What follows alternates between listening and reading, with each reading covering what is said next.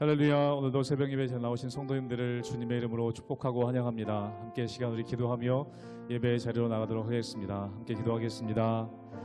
하나님 감사합니다. 오늘도 저희에게 새로운 은혜 허락하여 주시사 또 말씀의 은혜로 기도로 은혜로 시작하게 하시니 감사합니다. 하나님 오늘도 주님 주시는 귀한 은혜로 살 수 있도록 힘 주시옵소서.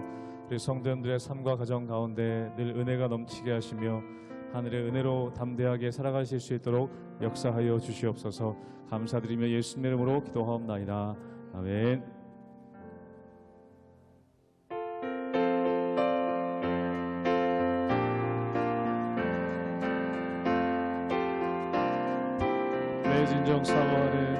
내 진정 사모하는 친구가 되시는 우주 예수님은 아름다워라. 산 밑에 백합하여 빛나는 새벽별 주님 영원할 길. 처음부터 고백하겠습니다. 내 진정 사모하는 친구가 되시는 우주 예수님은 아름다워라.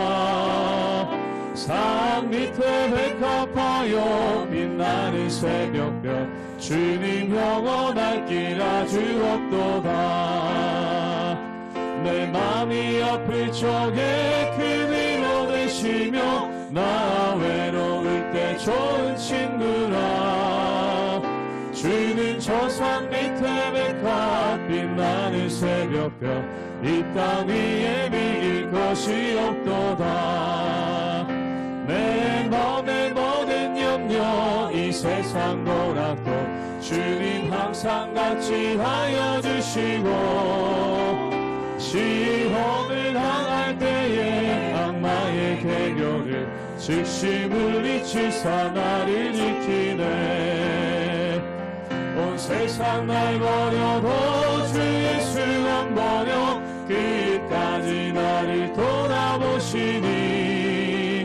주는 저 산 밑에 백합 빛나는 새벽별 이 땅 위에 비길 것이 없도다. 내 맘을 다하여서 주님을 따르면 길이 나를 사랑하리니. 물풀이 두렵지 않고 창검도 겁없네. 주는 높은 산성 내 방패시라. 내 영혼 먹이시는 그대 누리고 나 친히 주를 뵙기 원하네. 주는 저 산 밑에 백합 빛나는 새벽별 이 땅 위에 비길 것이 없네. 내 영혼 먹이시는 그대 누리고 나 친히 주를 뵙기 원하네. 주는 저 산 밑에 백합 빛나는 새벽별 이 땅 위에 비길 것이 없도다.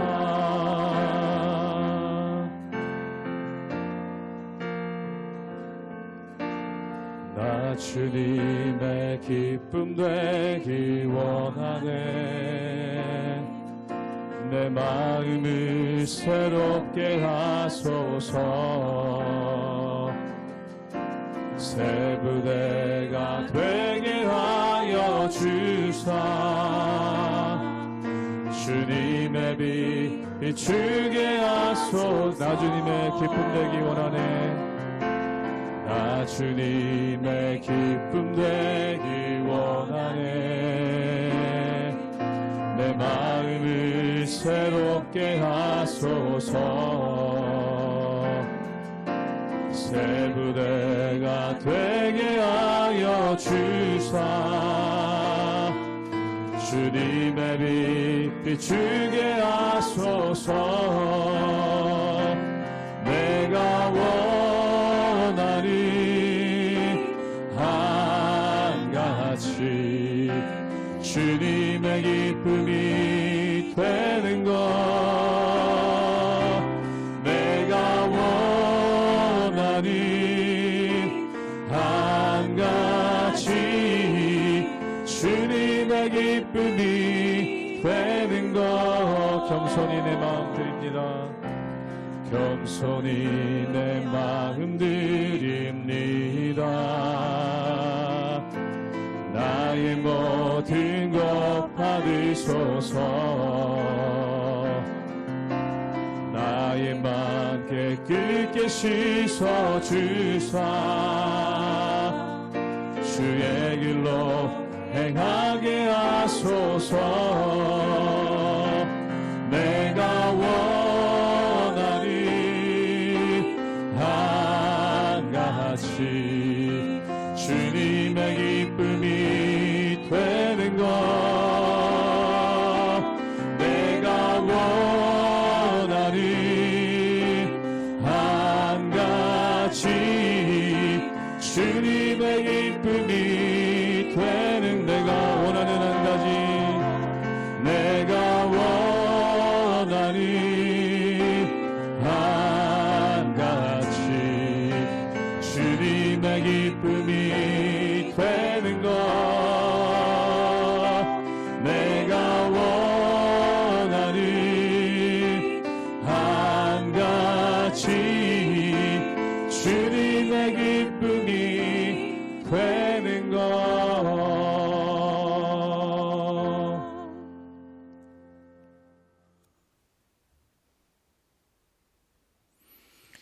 할렐루야. 우리 하나님의 은혜와 평강이 우리 성도님들 삶 가운데 날마다 가득하시기를 주님의 이름으로 축원합니다.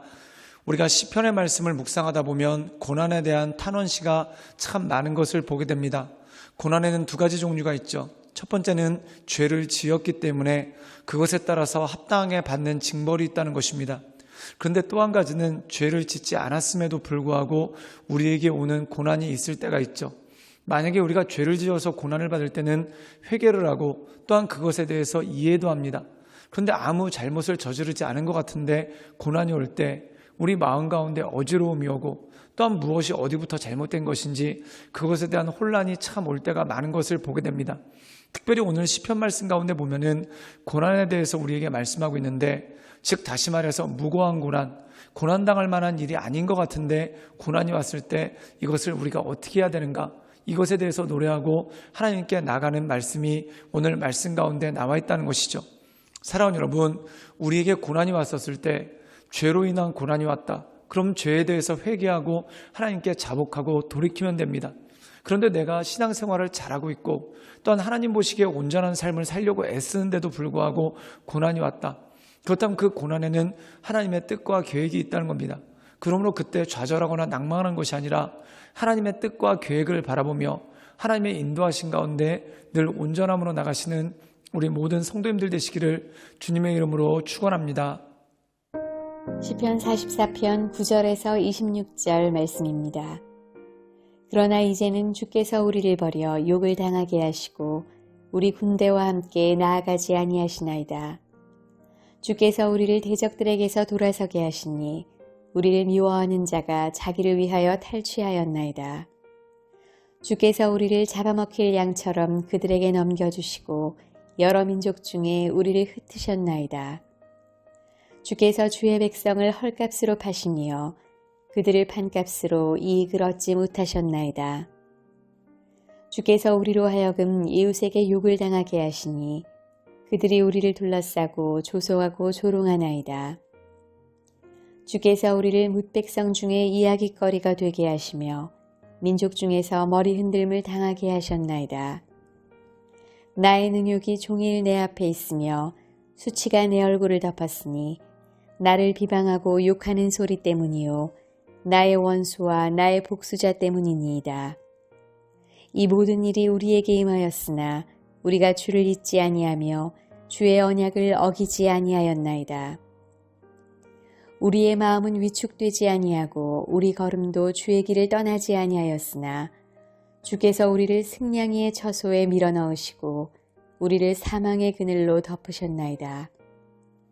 우리가 우리 하나님의 이름을 잊어버렸거나 우리 손을 이방신에게 향하여 폈더면 하나님이 이를 알아내지 아니하셨으리이까.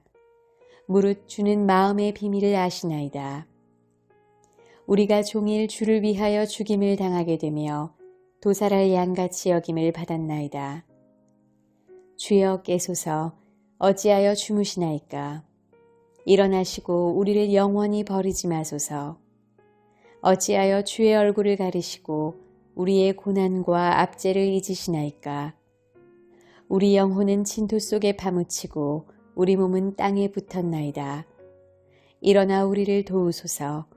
주의 인자하심으로 말미암아 우리를 구원하소서. 오늘 말씀 가운데 보면은 무고한데 고난을 당하는 성도의 기도가 오늘 말씀 가운데 나와 있는 것을 보게 됩니다. 분명히 내가 잘못을 하지 않은 것 같은데 고난이 올 때가 있습니다. 우리가 성경에 보면은 그런 인물들이 참 많죠. 그 첫째는 요셉에 관한 것입니다. 요셉이 어떤 특별한 잘못을 저지르지 않았는데 그에게 고난이 오고, 또한 그가 노예로 팔려가고, 또한 그가 감옥에 죄수로 갇히게 되는 그러한 일들이 있었죠. 그리고 또 하나는 뭐냐면 다윗의 고난이라는 겁니다. 그가 나라를 위해서 최선을 다해서 싸웠는데 어느 순간 사울왕의 미움을 받아 쫓기게 되고 또한 고난을 받게 되는 그러한 모습이 그 가운데 있는 것을 보게 됩니다. 오늘 시편 말씀 가운데 보면은 그러한 고난에 대해서 고백하고 노래하고 있죠. 우리 함께 시편 44편 18절의 말씀을 읽도록 하겠습니다. 제가 읽겠습니다. 우리의 마음은 위축되지 아니하고 우리의 걸음도 주의 길을 떠나지 아니하였으나, 오늘 말씀 가운데 보면은 그들의 마음이 위축되지 않았다.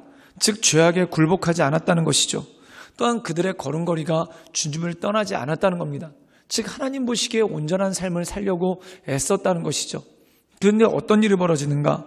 주께서 우리를 승냥이의 처소, 즉 난폭한 들짐승의 처소에 우리를 밀어넣으셨나이다 라는 그러한 고통이 나오게 되는 것을 보게 됩니다.